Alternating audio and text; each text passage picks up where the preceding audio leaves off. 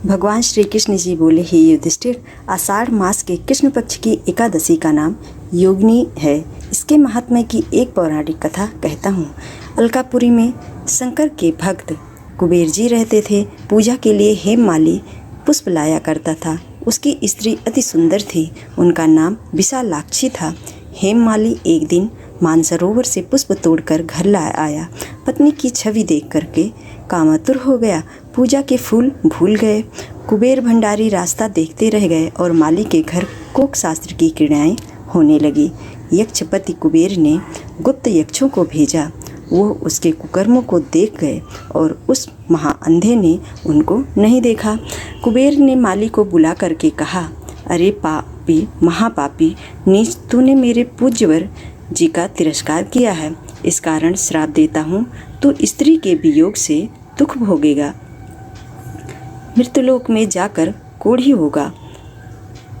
कुबेर के श्राप से वो माली पृथ्वी पर गिराया गया। स्त्री का वियोग हो गया। कोढ़ी बन करके कष्ट पाने लगा। शरीर से तो दुर्गंध आती थी, परंतु अंतःकरण उसका दर्पण के समान शुद्ध था। शंकर भक्ति के प्रभाव से उसे पिछले जन्म की स्मृति थी। प्रायश्चित करने के लिए वो हरिद्वार में आया। गंगा जी का स्नान किया, परंतु मधुमक्खियों ने उसका पीछा नहीं छोड़ा। भिन्न भिन्न करती ही रही। अंत में पतित पावनी देवी भूमि उत्तराखंड को चला गया। देवप्रयाग होता हुआ जमुनोत्री के तट पर पहुंचा, जहां चिरंजीवा महामुनि मार्केंडेय जी का आश्रम था। उनके दर्शन से मक्खियां तो अंतर्ध्यान हो गईं। हेममाली उनके चरणों में गिर पड़ा।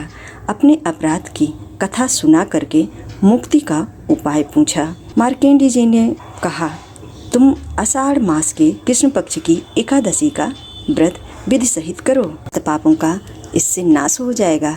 अतः हेममाली ने मुनि की शिक्षा पा करके योगिनी एकादशी का व्रत विधि सहित किया और उसके प्रभाव से अपने दिव्य स्वरूप को पुनः प्राप्त किया।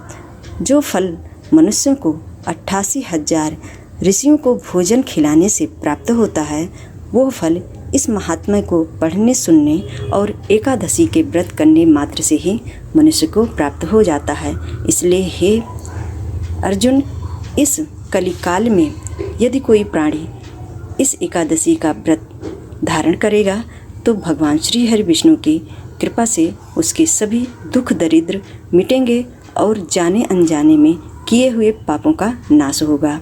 साथ ही घोर से घोर बड़े श्राप से भी उसे मुक्ति मिलेगी। इस तरह से आषाढ़ महीने की कृष्ण पक्ष की एकादशी अपने आप में महत्व रखती है, जो कि मनुष्य के जीवन के कल्याण का मार्ग प्रशस्त करती है। आज के वीडियो में बस इतना ही दोस्तों। चैनल पर यदि आप सभी नए हों तो सब्सक्राइब कर लीजिए आने वाले इसी तरह के न्यू वीडियोज़ के लिए। जय श्री कृष्णा, राधे राधे।